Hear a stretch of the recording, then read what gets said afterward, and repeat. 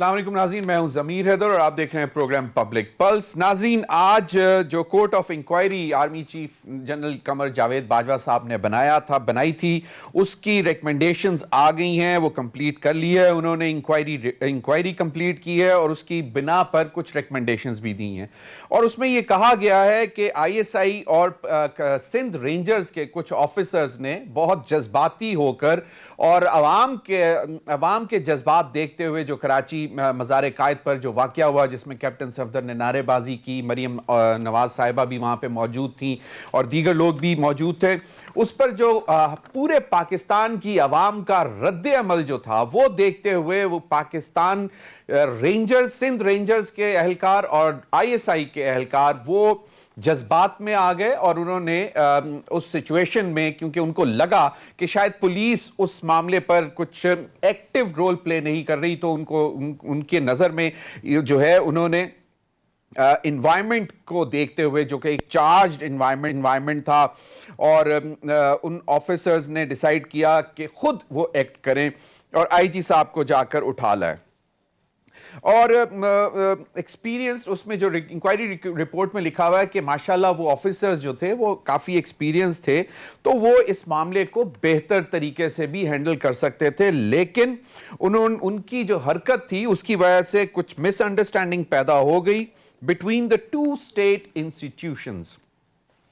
और फिर उस रिकमेंडेशन के ऊपर जो कि आज कोर्ट ऑफ इंक्वायरी ने दी, उसके बाद डिसाइड ये किया गया है कि उन कंसर्न्ड ऑफिसर्स को रिमूव कर दिया गया है उनके पोस्ट से, वहां से, और उनको GHQ रिपोर्ट कर मजीद डिपार्टमेंटल प्रोसीडिंग्स करने की रिकमेंडेशन दे दी गई है। अब बिलावल भुट्टो जरदारी साहब से बात की थी आर्मी चीफ ने अगले ही रोज जिस दिन ये वाकया हुआ, और उसके बाद उनको यकीन दिलाया था आर्मी चीफ ने कि जी मैं इसकी इंक्वायरी कराऊंगा। सिंध हुकूमत की एक पैरेलल इंक्वायरी और भी है, उसकी रिपोर्ट भी आना बाकी है। अब बिलावल साहब ने आज गिलगित बल्तिस्तान में तकरीर करते हुए इस बात को सराहा कि आर्मी चीफ ने एक तो मुझे उसी दिन फौरी तौर पर फोन कर किया और उसके बाद कोर्ट ऑफ इंक्वायरी अनाउंस कर दी, जो कि कोर कमांडर उसको हेड कर रहे थे, और उसकी रिपोर्ट भी आज आ गई। तो उन्होंने इस बात को सराहा कि चलें, जो रिस्पॉन्सिबल ऑफिसर्स थे उनके खिलाफ कोई एक्शन तो हुआ। लेकिन दिलचस्प बात यह है नाजरीन कि शाम को इस रिपोर्ट के हवाले से मियां नवाज शरीफ साहब की एक ट्वीट हमारे सामने आती है, और उसमें मियां नवाज शरीफ साहब ट्वीट में यह कहते हैं कि inquiry report on Karachi incident is a cover up, scapegoating juniors and shielding the real culprits, report rejected. इस पर बात करेंगे अपने पार्टिसिपेंट्स के साथ। और दूसरा नाज़रीन, जरा आज भी काबीना में प्राइम मिनिस्टर ने जितना भी एजेंडा था, हर एजेंडे पे, चाहे वो किसी भी हवाले से था, हर एजेंडे में प्राइम मिनिस्टर ने अपने वज़रा को यही कहा कि मेरे लिए सबसे बड़ा मसला इस वक्त, सबसे बड़ी ऑपोजिशन जो है वो महंगाई है, महंगाई का जिन काबू करना है। अब से कुछ देर पहले एक वफाकी वजीर हमारे ही चैनल के प्रोग्राम खबर गरम है, उसमें उन्होंने ये सारी दास्तान सुनाई कि आज भी प्राइम ने तमाम वुज़रा के साथ जो भी एजेंडा था, जिस एजेंडे पे भी बात होती थी, उसके बाद फिर वो दोबारा याद करवाते थे कि महंगाई जो है ये हमारी इस वक्त दुश्मन है, ये हमारी ऑपोजिशन है, इसको काबू करना है और इसी पे अपने सारी जो है वो ताकत और जो तवज्जो है वो इस पर मरकूज करने की जरूरत है। इस पर भी बात करेंगे नाज़रीन। इन तमाम मामला पर बात करने के लिए मुझे ज्वाइन किया है सेनेटर नोमान वजीर खटक साहब, रहनुमा तहरीक इंसाफ के, स्काइप पे मुझे ज्वाइन किया है। बहुत बहुत शुक्रिया खटक साहब आपका। डॉक्टर फ़ारूक सलीम, तज्जियाकार, माहिर मुआशियात और अच्छे लिखारी भी हैं, कॉलमिस्ट भी हैं। बहुत बहुत शुक्रिया डॉक्टर साहब आपका भी।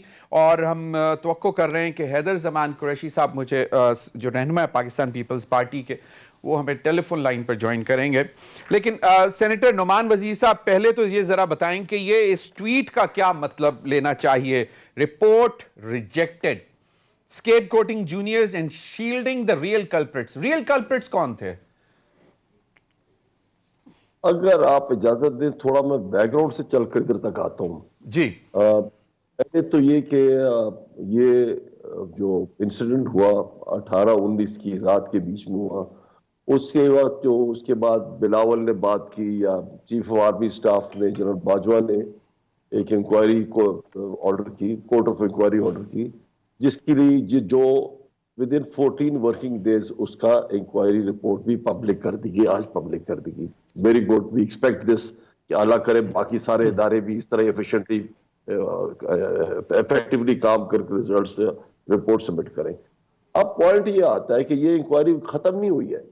इन ऑफिसर्स को पोस्ट कर दिया गया, रेंजर्स और आईसीआई ऑफिसर्स को पोस्ट डिप्यूट कर दिया गया जीएचक्यू में, जी जहां इसके फर्दर इनके अगेंस्ट इंक्वायरी की जाएगी, वेदर वो कोर्ट मार्शल किया जाता है, समरी डिस्पोजल किया जाता है, या एडमिनिस्ट्रेटिव एक्शन इनके लिए जाता है, या उसके बाद आगे कुछ और फर्दर इंक्वायरी पता चलता है कि वो हायर अप्स इन्वॉल्व थे, क्या इन्वॉल्व था। It is not the end, ये आगे भी चल रहा है। तो मेरे ख्याल नंबर 1 तो Nawaz Sharif is, I don't know ये कैसे प्राइम मिनिस्टर था जिसको ये भी पता नहीं है कि अभी इंक्वायरी खत्म नहीं हुई है, अभी आइडेंटिफाई हो कुछ लोग, अभी दे be given a fair trial, आगे चलेगा इसके ऊपर। नंबर 2 बात ये आती है कि एफआईआर प्रोसीडिंग्स, ये भी देखना चाहिए इसके अंदर जो चीज सामने है कि एफआईआर प्रोसीडिंग्स जो हुई वो रिकॉर्ड, एक क्राइम कमिट किया गया फादर ऑफ द नेशन के उसके मजार पर, एक कानून की खिलाफ वर्जी हुई, वहां स्लोगन मॉन्गरिंग अलाउड नहीं है, और एक एफआईआर रजिस्टर करके उसके बाद आपने जो कर रहा था, जो जिसने ये क्राइम कमिट किया उसको आपने अरेस्ट करना था। सही। Where was that IG police, where were those SHOs and DSPs and SPs and others, जिनको चाहिए था वो एफआईआर रजिस्टर करके इसको अरेस्ट करते। क्या 18 घंटे रखते हैं कैप्टन सफदर को पता करने के लिए किधर था वो, किस होटल में था, कहां था, और किसने ये कहा कि शाम के 6 बजे, सुबह 6 बजे आप उसको अरेस्ट नहीं कर सकते? किस कानून में ये लिखा है? या तो आप सारे पाकिस्तानियों के लिए ये कानून बनाए कि सुबह 6 बजे तक आप किसी को अरेस्ट नहीं कर सकते। ये बिल्कुल अरेस्ट होना चाहिए था। IG police and the police over there failed to do it. On top of it इनने क्या किया, इन्होंने आगे सबने इस्तीफा दे दिया, और इस्तीफा दिया, किसी ने कहा छुट्टी, ज्यादातर ने छुट्टी का अप्लाई कर दिया, इंक्लूडिंग द आईजी। और किसने इसको वर्गलाया? बिलावल भुट्टो की आईजी के साथ मीटिंग हुई, क्या मीटिंग थी? वर्गलाया या बात को ठंडा किया? ये सारा कुछ, और ये जो सारा इस्तीफा देना होता है ना, इसको डेफिनेशन ऑफ म्यूटिनी में आता है। They have to be tried, these police officers should be tried for mutiny against the state. और म्यूटिनी कर कर इन्होंने फिर फौज के खिलाफ भी वर्गलाया, नवाज शरीफ भी वर्गला रहा है, इन्होंने भी वर्गलाया। तो आर्मी एक्ट के अंदर भी ये पुलिस ट्रायल हो सकती है। जहां तक आपने नवाज शरीफ को, जी with all respect to all my PMLN colleagues, ये क्या भगोड़ा आदमी है, इश्तियारी आदमी है, मुल्क से बाहर बैठा हुआ है और ऐसे क्लेम्स डाल रहा है। He is not even worth इसके, जो इसके ट्वीट पर ना बात करने के काबिल नहीं। किसने कहा कि ये इंक्वायरी खत्म हो गई है? इंक्वायरी तो चलेगी। हाँ, मैं एग्री करता हूं, पीएमएलएन की हुकूमत के जमाने में यही होता था कि छोटे मिनियंस को, छोटे छोटे अफसरों को आप सजा देकर केस ठंडा बंद कर देते थे। तो हिस्टोरिकली स्पीकिंग, सेनेटर साहब, इसका डीएनए में ये चीज इस तरह चल रही होती है। जी सेनेटर साहब, वो कहते हैं कि शील्डिंग द रियल कल्प्रिट्स, मतलब रियल कल्प्रिट्स कौन से हैं? जो ऑफिसर्स गए आईजी के घर पे, उनको जो है बना दिया, उनके ऊपर चार्जशीट हो गई है, उनको जीएचक्यू के डिस्पोजल पे कर दिया गया है। डिपार्टमेंटल या जो भी इंक्वायरी है, जो भी प्रोसीडिंग्स होंगी वो अब जीएचक्यू में उनके खिलाफ होंगी प्रोसीडिंग्स। तो ये रियल कल्प्रिट्स किस तरफ इशारा कर रहे हैं ये साबिक वजीर आजम साहब? मैं जमीर हैदर साहब, ये देखे ना, इनके जमाने में ऐसे ही होता था।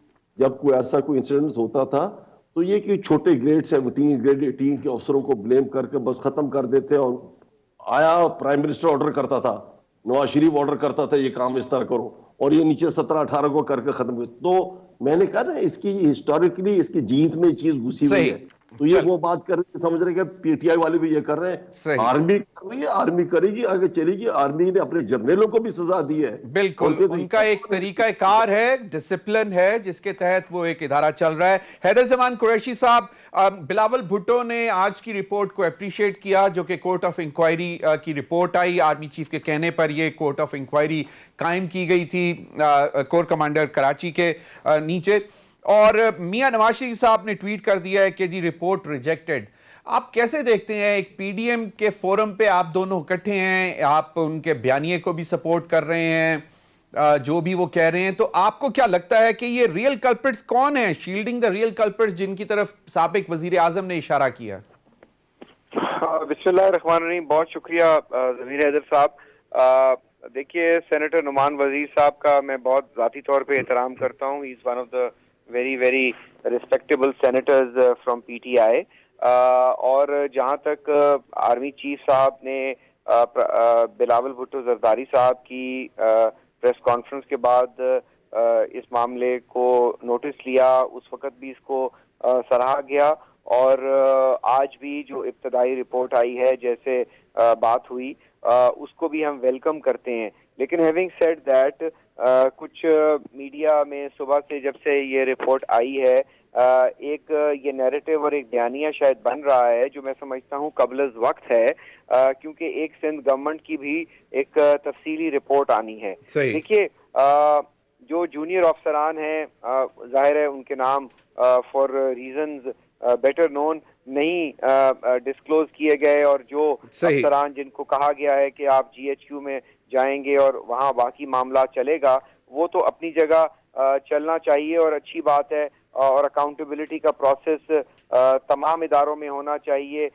लेकिन देखिए, जो जूनियर अफसरान गए हैं और जो रीजनिंग दी गई है वो बड़ी ही मुज़ाहिका खेज है, जो मीडिया में आ रही है कि जी वो जज्बाती हुए, और वो फाइंडिंग भी है, एंड वो बहुत अच्छी फाइंडिंग है। रिगार्डलेस कमांडर कराची, बिल्कुल उन्होंने फाइंडिंग दी कि वो जज्बात में आ गए और उनको अपना डिसीजन करना चाहिए था और ऐसे करना चाहिए था। देखिए, रेंजर्स हों या कोई और इदारे हों, उनका ये काम नहीं है। उनका काम है कि सिविल गवर्नमेंट की एड एंड अबेट में आना। अब अगर पाकिस्तान में यही इसको मैं स्पिन कर दूं, और मैं मज़ार कायद पे बात पे भी आता हूं बिकॉज मुझे थोड़ा टाइम चाहिए होगा। अगर जो पंजाब में आज़ाद कश्मीर के प्राइम मिनिस्टर के ऊपर और दीगर अफसरान के ऊपर बगावत के मुकदमे हुए और लोगों में इस्तराब पाया गया, और अगर एक चीज गलत हो रही थी, तो क्या आप तवक्को करते हैं कि वहां पे भी जज्बात मजरू हुए होंगे, कोई उठ के चला जाए?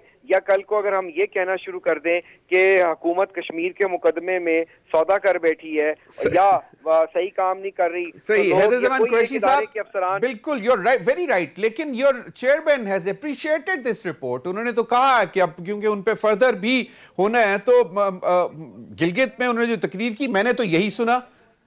मैं समझता हूँ मियां नवाज शरीफ साहब की जो ट्वीट है शायद थोड़ी कबलज वक्त इसलिए लग रही है कि एक सिंध गवर्नमेंट की इंक्वायरी होनी है, वो डिटेल्ड फैक्ट फाइंडिंग है, उसमें उन्होंने रिकॉर्डिंग ऑफ एविडेंस भी है, उसमें सिंध के वुज़रा भी आएंगे, सिविल अफसरान भी आएंगे, पुलिस के अफसरान भी आएंगे, और वो सब चीज है, तो इनको इकट्ठा पढ़ा जाएगा, मिलाकर देखा जाएगा। जहां तक मज़ार कायद की बेहरुमती की बात है या जो बात की गई है, देखिए, अगर पाकिस्तान में कोई एफआईआर रजिस्टर ना हो रही हो, यहाँ तो जो एफआईआर रजिस्टर हुई वो मौसूफ वैसे ही प्रोक्लेम्ड ऑफेंडर थे, और पीटीआई के रहनुमा जो है, बिल्कुल आप सही कह रहे हैं, वेरी राइट, और वो मफरूर आदमी, वो सारी चीजें पहले आ चुकी हुई हैं। हैदरजमान कुरैशी साहब, बिल्कुल you have rightly pointed out, वो सारी चीजें पहले डिस्कस भी हो चुकी हुई हैं, बेहुरमती भी मज़ार कायद की, वो भी सारी डिस्कस। आज तो हम जरा फोकस थे इस इंक्वायरी, कोर्ट ऑफ इंक्वायरी की जो रिपोर्ट फाइंडिंग थी।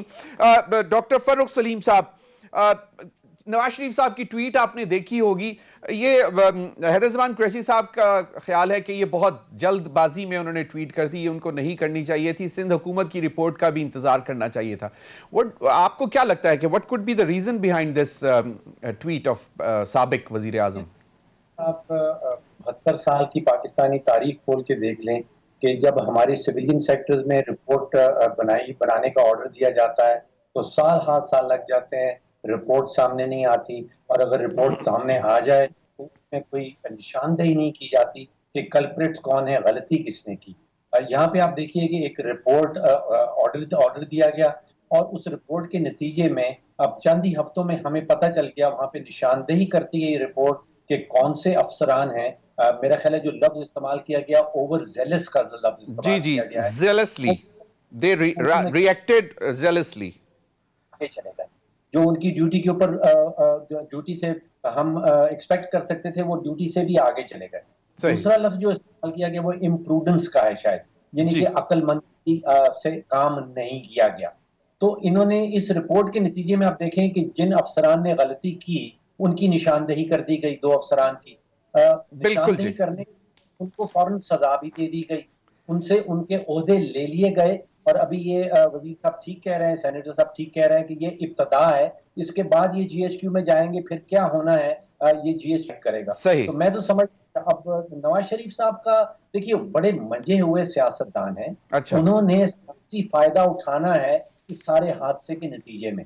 तो अभी जो ट्वीट कर रहे हैं उनका मकसद बिल्कुल क्लियर है कि वो इस चीज को, इस इंसिडेंट को जिंदा रखना चाहते हैं और जिंदा रख के अपना सियासी मुफाद इसके अंदर से एक्सट्रैक्ट करना चाहते हैं। यही ओके। सियासत करते हैं और यही नवाज शरीफ साहब कर रहे हैं। ओके ओके, चलें, बहुत बहुत अच्छा आपने दिया है कि वो एक्चुअली ट्वीट की रीजन भी ये है कि वो क्योंकि बयानिया एक लेकर चल रहे हैं मियां नवाज शरीफ साहब, और उसी बयानिए के तौर पर वो अपनी सियासत को जिंदा रखना चाहते हैं, वो और उनकी साहबजादी, तो इस वजह से शायद उन्होंने ये ट्वीट कर दिया है। नाज़रीन, वक्त हुआ एक ब्रेक का। ब्रेक के बाद जरा जायजा लेंगे कि प्राइम मिनिस्टर आज भी काबीना में इतने परेशान क्यों थे महंगाई को लेकर। ब्रेक के बाद।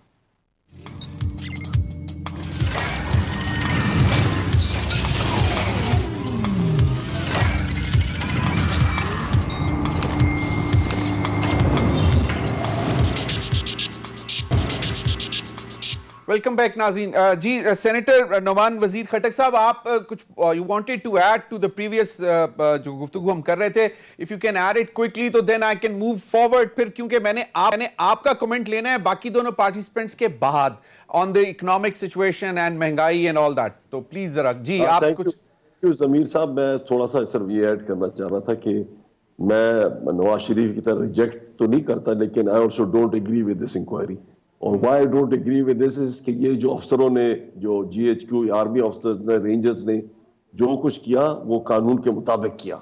उसके जो कानून में लिखा था कि आदमी क्राइम कमिट करता है, उसको आपने रेंजर्स को प्रोविंशियल गवर्नमेंट ने कॉल किया है वहां कराची के अंदर, और रेंजर्स से एक्सपेक्ट करते हैं कि रिजल्ट्स दें। जब वो एक क्राइम कमिट होता है और पुलिस वालों उस पर एक्शन नहीं लेता है, तो वो पुलिस के पास जाकर कहेंगे कि भाई आपने हमें बुलाया, आप एक्शन ले। उन्होंने बिल्कुल सही कहा कि आईजी के पास गया, उसको कहा कि 18 घंटे गया, तुमने काम क्यों नहीं किया, you should have done it. तो दोज ऑफिसर्स, उन ऑफिसर्स को जो बनाया गया है, मैं उससे एग्री नहीं करता। उन ऑफिसर्स को कमेंटेशन देनी चाहिए थी कि आपने बहुत अच्छा काम किया, आपको ये करना चाहिए था, आईजी को जाकर दिखाना चाहिए था, उसको बोलना चाहिए था कि तुम्हें ये काम करना है, you are, it's your duty. You have rightly pointed out earlier as well कि जी जो सारा एन ब्लॉक लीव एप्लीकेशंस आई उसके हवाले से भी एक्शन लेना चाहिए। बिल्कुल।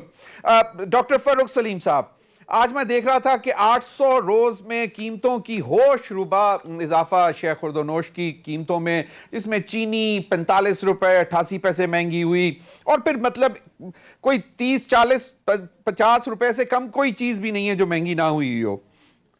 क्या वजह है? प्राइम मिनिस्टर आज भी बहुत परेशान थे। आजम स्वाति साहब ने हमारे प्रोग्राम शाम साहब के साथ जो होता है शाम को, उसमें उनको बताया कि प्राइम मिनिस्टर आज सारे एजेंडा में कैबिनेट के यही बात करते रहे। क्या वजह क्या है? ये चीजें अरेस्ट क्यों नहीं हो रही हैं? महंगाई अरेस्ट क्यों नहीं हो रही है? इसका जिन बोतल में क्यों नहीं जा रहा वापस? जमीर साहब, मैं समझता हूँ कि वजीर आजम परेशान हैं, वाकई परेशानी की बात है। और वजह यह है कि पाकिस्तान की तकरीबन 70% आबादी जो है वो अपनी 70% आमदन जो है वो खुराक के ऊपर खर्च कर देती है। अब मुझे पिछले 72 साल पाकिस्तान की माशी तारीख खोल के देख लें, कोई 2 साल का पीरियड ऐसा नजर नहीं आएगा कि जिसमें आपकी गंदम की कीमत, आटे की कीमत तकरीबन डबल होगी, डबल से भी ज्यादा होगी। 2 साल पहले 35 रुपए का किलो बिक रहा था, अब 70-75 रुपए से कम नहीं मिल रहा। इसी तरह चीनी का आपको पिछले 72 साल में कोई भी पीरियड ऐसा नजर नहीं आएगा जिसमें सिर्फ 2 साल के अरसे में चीनी 55 रुपए से 110 रुपए, 115 रुपए पे चली जाए। इसी तरह आप बिजली को देख लें, बिजली आज से 2 साल पहले अगर आप अपने घर का बिजली का बिल निकाल के देख लें तो आपको 10 रुपए, 10.25 रुपए का एक यूनिट पड़ रहा था, inclusive of all taxes and everything. आज मैं अपना बिजली का बिल निकाल के देखता हूं तो वो 18-19 रुपए पे है। तो आपकी गंदम, आटे की कीमत 100% ऊपर है, चीनी की कीमत 100% ऊपर है, बिजली की कीमत 80-90% ऊपर है, और सिर्फ 2 साल के अरसे में। ये 3 चीजें हैं। बाकी जो मईशत है वो मईशत दान आपस में बहस करते रहे। जो आम पाकिस्तानी है, जो 22 करोड़ पाकिस्तानी है, उसके जहन में सिर्फ ये 3 सवाल है कि मुझे बताइए कि गंदम की कीमत डबल क्यों हो गई। अब 115 किलोग्राम एवरेज में हर पाकिस्तानी आटा इस्तेमाल करता है सालाना। आप अंदाजा कीजिए कि 22 करोड़ पाकिस्तानियों ने इस साल जो आटा खरीदेंगे उनको 900 अरब रुपए का टीका लगेगा 2 साल पहले के मुकाबले में। यानी कि आपकी और मेरी जेब से सिर्फ आटा खरीदने की मद में 900 अरब रुपया इजाफी हमको खर्चना पड़ेगा। इसी तरह चीनी जो 55 रुपए से 110 रुपए किलो पे पहुंच गई, आपकी और मेरी जेब को जो टीका लगा है वो 300 अरब रुपए का है। यानी कि जो हम चीनी खरीदते थे, औसतन 25 किलोग्राम एक पाकिस्तानी चीनी कंज्यूम करता है सालाना, तो जो 2 साल पहले हमारी जेब से निकल रहा था उसके मुकाबले में आज 300 अरब रुपया इजाफी निकालना पड़ेगा। तो आप समझिए 300 अरब रुपए का टीका लग गया हमें। डॉक्टर साहब बिल्कुल सही है। मैं ये जानना चाह रहा था कि क्या मुश्किलात क्या हैं हुकूमत के सामने कि ये इस पे काबू क्यों नहीं कर पा रहे, क्योंकि आज जो हमारे सामने रिपोर्ट्स आई हैं कि 800 दिनों में, मतलब जो हुकूमत को कल हुआ, उस 800 दिनों में कोई चीज ऐसी नहीं है जो सस्ती हुई हो। जमीर साहब, बड़ा जबरदस्त सवाल है। असल सवाल यही है जिस पे हमें गौर करना चाहिए कि वजह क्या है कि हुकूमत कंट्रोल नहीं कर पा रही। मैं कन्विंस्ड हूं कि वजीर आजम साहब हमारी तकलीफ का जो बोझ है उसमें कमी लाना चाहते हैं, वो क्यों नहीं ला पा रहे। देखिए, एक तो बड़ा इशू है इसमें इनपुट कॉस्ट का। जो चीजें, जो महंगाई आ रही है पाकिस्तान में, वो इस वजह से आ रही है कि हुकूमत ने बिजली का रेट, टैरिफ बढ़ा दिया है। वो इस वजह से आ रही है कि हुकूमत ने गैस का रेट बढ़ा दिया है। वो इस वजह से आ रही है कि हुकूमत ने रुपए में जो डिवैल्यूएशन कर दी थी उसके नतीजे में फिर आपके पास पेट्रोल डीजल की कीमत बढ़ गई। तो हुकूमत की अपनी पॉलिसीज के नतीजे में ये सारी महंगाई सामने आ रही है। सही अपनी पॉलिसीज। जी, हैदर ज़मान कुरैशी साहब, आप मुल्तान में बैठे हुए हैं, क्या हालात हैं? मतलब कंपैरेटिवली बड़ी सिटीज में तो बहुत ज्यादा मुश्किलात हैं, तो मुल्तान में तो इतनी महंगाई नहीं होगी। सर, ये जमीर साहब, ये तो बिल्कुल जो विफाकी इदारा शुमारियात है और डॉक्टर फरूख सलीम साहब ने बहुत जामे अंदाज में समराइज किया। यूटिलिटी कॉस्ट का गैस 400% एक बारी बढ़ी, 200% एक बारी बढ़ी, अब भी बढ़ जाएगी। अद्वियात भी बढ़ी, स्कूलों की फीसें भी बढ़ गई, फूड बास्केट भी बढ़ गई। और जो अब नया तरीक़ेकार पिछले 2 साल से जो है इन्फ्लेशन का आया है, जिसमें बेस ईयर को भी चेंज किया गया, जो 2016 यूज होता है अब, और उसमें रूरल और अर्बन और उसमें एसेंशियल कमोडिटीज का ब्रेकअप आता है। डॉक्टर फरूख साहब मुझसे एग्री करेंगे, उसमें तो रूरल एरियाज में तो इन्फ्लेशन बढ़ी है अर्बन एरिया से भी ज्यादा, और फूड बास्केट और गुर्बत में इजाफा हुआ है। और मैं आपको यकीन मानिए, गरीब का जीना बहुत मुश्किल हो गया है। और मैं पॉइंट स्कोरिंग नहीं कर रहा, लेकिन बुनियादी बात यह है कि आपने बल्दियाती निजाम वाइंड अप कर दिया, प्रोविंशियल गवर्नमेंट्स इफेक्टिवली मॉनिटर नहीं कर रहे, और आपके जो मेन कंज्यूमेबल आइटम्स हैं, और जिस तरह आपका पाम ऑयल है, जिस तरह आपकी चीनी है, जिस तरह आपकी गंदम है, उसके तो स्कैंडल्स हैं। और किस स्कैंडल के अंदर किसी को सजा हुई? आपने एक रात में 300 अरब का जो टीकों की बात कर रहे थे, क्या वो बाबर साहब, जो भी उनका नाम है, तेल के वजीर हैं, उनसे किसी ने पूछा? या वो जो दवाइयां बेच के कीमतें बढ़ाकर ब्रीफकेस उठाकर ऐसे पीएम थे जफर मिर्जा साहब चले गए, या उससे पहले कियानी साहब से किसी ने उनसे पूछा? कोई नहीं पूछेगा। या जो चीनी के स्कैंडल हैं, और मैं आपको बताता हूं, मैं गन्ना भी उगाता हूं, मैं गंदम भी लगाता हूं, यानी पाकिस्तान के किसान को आपने मैजिस्ट्रेट डालकर एक महसूल घरों में कर उससे आपने 1400 रुपए में गंदम ली, और वही गंदम आपकी जो है प्रोक्योरमेंट के बाद फखर इमाम साहब फ्लोर ऑफ द हाउस पे कहते हैं कोई जादू हो गया, 7 मिलियन टन हमें पता नहीं चला कहां चली गई। ये बॉर्डर कंट्रोल करना किसकी जिम्मेवारी है? बिल्कुल, ये वेरी राइट। 2 मिलियन टन जो है आपने फीड मिलर्स को दे दिए असद उमर साहब ने, ये किसकी जिम्मेवारी है? मतलब मैं हैदर ज़मान कुरैशी साहब, आपको आसान तरीका बता देता हूँ ना, वजीर आजम यकीनी परेशान होंगे। मुझे आपकी बात पर या उन काबीना में जो बातचीत हुई है उस पर यकीनी कंसर्न है। उनको कहें ये जो वजीर है ना, उनके माफियाज के जो रिप्रेजेंटेटिव बिठाए हुए हैं, इनको घर भेज दें। मैं आपको दयानतदारी से कहता हूँ, और सप्लाई एंड डिमांड को मैनेज करें। यानी जब डिमांड होती है या शॉर्टेज होती है गंदम की, तो गंदम की कीमत आज भी, जब आप स्मगलर को, होर्डर को, आज भी गंदम की कीमत मतलब 2000 क्यों कह रहे हैं? बिल्कुल, हैदर ज़मान कुरैशी साहब, यूक्रेन से 2400 की गंदम आई है। बिल्कुल तो लेना जमीर साहब, बात तो सुन ले, मुझे पता है खटक साहब ने इसका सब जवाब देना है। जब आप 500 से 800 रुपए का मार्जिन देते हैं आफ्टर डिवैल्यूएशन, देखिए जब आपने 50% रुपया डिवैल्यू कर दिया, तो आप export wise, smuggling wise competitive हो गए। तो जो माफिया है वो तो गंदम निकाल देगा। तो आपको कहीं ना कहीं पैरिटी रखनी है और किसान को इंसेंटिव देना है। तो जो 72 साल में गंदम का रेट नहीं था, आटे का रेट वो हो गया 2 साल के अंदर 50 रुपए। तो ये इश्यूज है, इसको हमें मिलकर मतलब बिल्कुल अगर इकदाम करेगी तो ऑपोजिशन पॉइंट स्कोरिंग नहीं करेगी, बिल्कुल, लेकिन दयानतदारी से लोग मुश्किल में हैं। बिल्कुल बिल्कुल आपने सही फरमाया हैदर ज़मान कुरैशी साहब। लेकिन अब मैं सेनेटर नुमान वजीर खटक साहब की तरफ नहीं जा सकूंगा, ब्रेक के बाद जाऊंगा। और मैं देख रहा था कि सेनेटर साहब ने नोट्स ले लिए हैं सारी बातों के। तो बेसिकली आपका यह कहना है प्राइम मिनिस्टर अपने लेफ्ट राइट बैठे हुए लोगों को तब्दील कर दें या कुछ लोगों को हटा दें तो ये चीजें मैनेज की जा सकती हैं, महंगाई को भी मैनेज किया जा सकता है, यानी कि प्राइम मिनिस्टर को गलत इंफॉर्मेशन दी जाती है। इस पर मजीद बात करेंगे ब्रेक के बाद।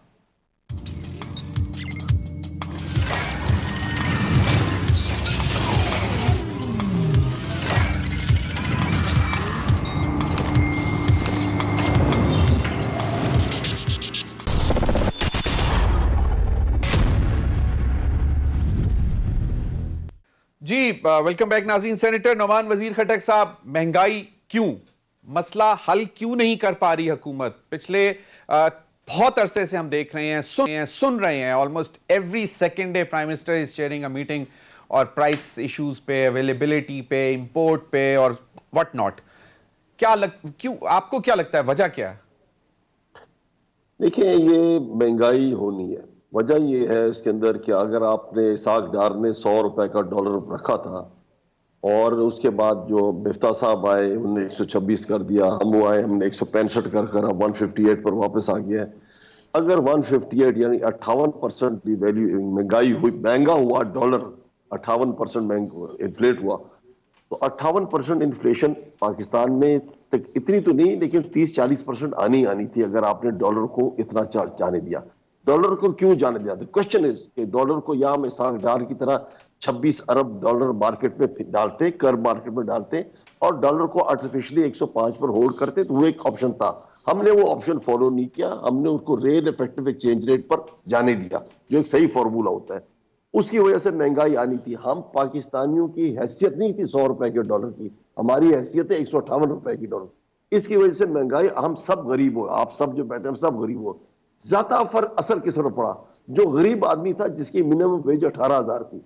इसका सिर्फ हल ये है, मैं आपको पता है मेरी पार्टी का जो भी व्यूज अपनी जगह, लेकिन मैं बताता हूँ सिर्फ हल इसका है कि मिनिमम वेज, डॉक्टर साहब इसके मिनिमम वेज आपने 23-24 हजार रुपए करना ही करना है। मिनिमम वेज जो होएगा गरीबों को प्रोटेक्ट करना है, टारगेटेड सब्सिडी देनी पड़ेगी। अब आया बात इसके अंदर के बिजली की आपने बात की, अगर टू बी वेरी फ्रैंक, बिल्कुल मैं डॉक्टर सलीम साहब भी बैठे, फारूक साहब बैठे, आपने इन सेंट्स में, डॉलर्स में, ये डॉलर्स के सेंट्स में अगर देखें तो बिजली सस्ती हुई है पाकिस्तान के अंदर। लेकिन अगर आपको 160 पर जरब देते हैं तो बिजली महंगी हो गई है। अब वो महंगी होनी क्योंकि आपके डॉलर का ये फर्क आया। लेकिन एक चीज आपको अच्छी, आपने क्या चीज आपने सस्ती की? तो जो आप लोग भी और बाकी अवाम जो सारी सुन रही है, बिजली हमने 1 नवंबर से 16 रुपए से 8 रुपए की कुछ लोगों कारखानों की ली और कुछ कारखानों को 16 रुपए से 12 रुपए की। इसकी वजह से जो कारखाने जितनी भी अपनी चीज, जो भी चीजें बना रहे, खाने पीने की चीज, मटेरियल, जो कुछ बना रहे, वो सारा सस्ता हो जाएगा। तो ये एक चीज हमने की, जो आपको एक लंबा कहानी है कि क्यों सस्ती की, उसके पीछे एक बैकग्राउंड है, कैपेसिटी चार्जेस दे रहे होते हैं, वो सारा कहानी है। तो इसको सस्ती की। गंदम का जहां तक तारुक है, गंदम $228 की इंटरनेशनल मार्केट में चल रही थी। फिर गंदम इंक्रीज हुई पिछले 2-3 महीनों के अंदर, 1-2 महीने के अंदर, और वो 285 पर अब पहुंची डॉलर के ऊपर। जब 285 पर डॉलर पहुंचती, मेरे क्या ये जो ये तरीका ही गलत है कि हम लोग बैठेंगे, कैबिनेट बैठेगी, डिसाइड करिए क्या। There should be a standard formula कि आपने इंटरनेशनल प्राइस के साथ इसको पैक करना है और इंटरनेशनल प्राइस से 10% महंगा चलाना है। अब क्या हुआ कि पाकिस्तान के अंदर आपने 1400 रुपए रेट चलाया, पाकिस्तान के अंदर आटा सस्ता, सब स्मगलर होता है अफगानिस्तान, सब बाहर चला जाता है, नहीं रोक सकते, अपने फेंसिंग की नहीं रोक सकते, ये जाएगा वहां जब इंटरनेशनल रेट। तो आपने इंटरनेशनल रेट के साथ पैक करना है। मेरे हिसाब से इसका इंटरनेशनल रेट के साथ मिनिमम प्राइस आज के दिन में 1825 रुपए या 1850 रुपए रेट चलना चाहिए। आपको आज किसानों को बताना है, अपने हैदर ज़मान साहब ने सही बोला ब्रेक के अंदर कि इन टाइम बताना है कि आपको 1850 है, आप लगाएं, गंदम लगाएं तो फिर आपका गंदम चीज होगा। सही। तीसरी चीज आती है, ये तो मैंने मार्केट फोर्सेस की बात की। तीसरी चीज जो मार्केट कंट्रोल जो करती है, जिसकी हुकूमत भी हो, वो ब्यूरोक्रेसी, मार्केट की प्राइसिंग मैजिस्ट्रेट होता है, डिप्टी कमिश्नर का काम है, यूनियन काउंसिल वगैरह का काम है कि प्राइसिंग कंट्रोल करना। अब डिप्टी कमिश्नर और वो मैजिस्ट्रेट पिछले 10-15 सालों से उन्होंने ये काम कंट्रोल करना ही छोड़ दिया। उनकी कैपेसिटी नहीं, उनकी ट्रेनिंग नहीं की। मैं ये नहीं कहता कि वो हमारे से कोऑपरेट नहीं कर रहे, पीटीआई के साथ फुल कोऑपरेट करते हैं, but his training, his capacity there for controlling prices or his desire to control that, वो चीज फॉलो नहीं की जा रही। अब आप चले जाए किसी दुकान के अंदर, डॉक्टर साहब दुकान में चले जाए, एक काउंटर बना हुआ है डीसी काउंटर, भाई ये क्या काउंटर है, ये डीसी का रेट वाला जो उसमें थोड़ी सी चीजें पड़ेगी, बाकी 90% दुकान जो है ना वो महंगी चीजों की पड़ी होगी। तो ये उन्होंने तरीके निकाल दे। ये किसका काम है? ये सियासतदान का काम नहीं है, ये ब्यूरोक्रेट का काम है, डिप्टी कमिश्नर का काम है, वो प्राइसिंग मैजिस्ट्रेट का काम है कि इस चीज को चेक करें। तो our bureaucracy, with all respect to them, they are good, लेकिन because they have not been trained properly, they are failing to implement this thing. ये पॉलिटिशियन का काम नहीं है, ब्यूरोक्रेसी का काम है। बिल्कुल खटक साहब, you have rightly summed up this thing, लेकिन बात यह है कि हमारे एसीज और प्राइस मैजिस्ट्रेट्स हमेशा से हैं और उनका ये काम है और उनको ये करना चाहिए। Right training, I don't know, मेरा ख्याल में उनको बहुत सिंपल सी बात है, एक सरकारी रेट लिस्ट होती है, उसको इंप्लीमेंट करवाना उनका काम है। बट एनीहाउ, मैं डॉक्टर साहब की तरफ एंड पे आऊंगा। हैदर ज़मान कुरैशी साहब, I have got limited time, जरा क्विकली सम अप कीजिए कि अब आने वाले दिनों में आपको लगता है कि हुकूमत जो जिस तरह की चीजें बताई हैं कि बिजली के नर्ख स्मॉल एंड मीडियम एंटरप्राइजेस के लिए कम किया, इसका कोई रिजल्ट फौरी तौर पर नजर आएगा आपको, जिस तरह प्राइसेस कम होने का कहा है सेनेटर साहब ने? Sir quickly I will come straight to the point. मैं खटक साहब की इस बात से एग्री करता हूं। देखिए, ये एक दूसरों को इनको सप्लीमेंट करना है।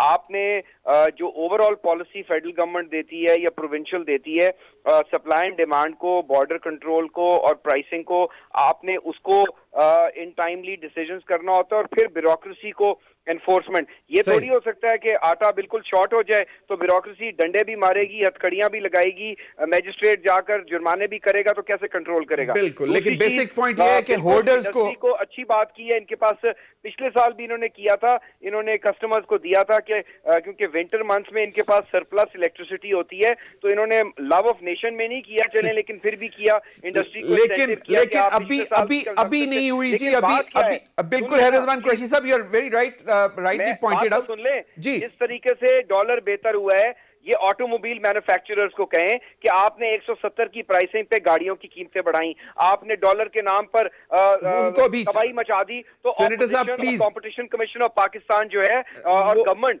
फोर्स करे उनको, फोर्स करे। सेनेटर साहब, ये जरा प्लीज आप ये मसला उठाइएगा, दे रही है गवर्नमेंट, तो आप भी प्राइसेस रिवाइज करें ना। सही कह रहे हैं, हुकूमत से टैक्स रिलीफ मांगते हैं, जीएसटी का रिलीफ मांगते हैं, डॉक्टर फर्रुख सलीम प्राइस में रिलीफ नहीं देते, वेरी राइट, मैन्युफैक्चरर्स को भी पाबंद करें। चलें, बिल्कुल। डॉक्टर फर्रुख सलीम साहब, आप क्या कहते हैं?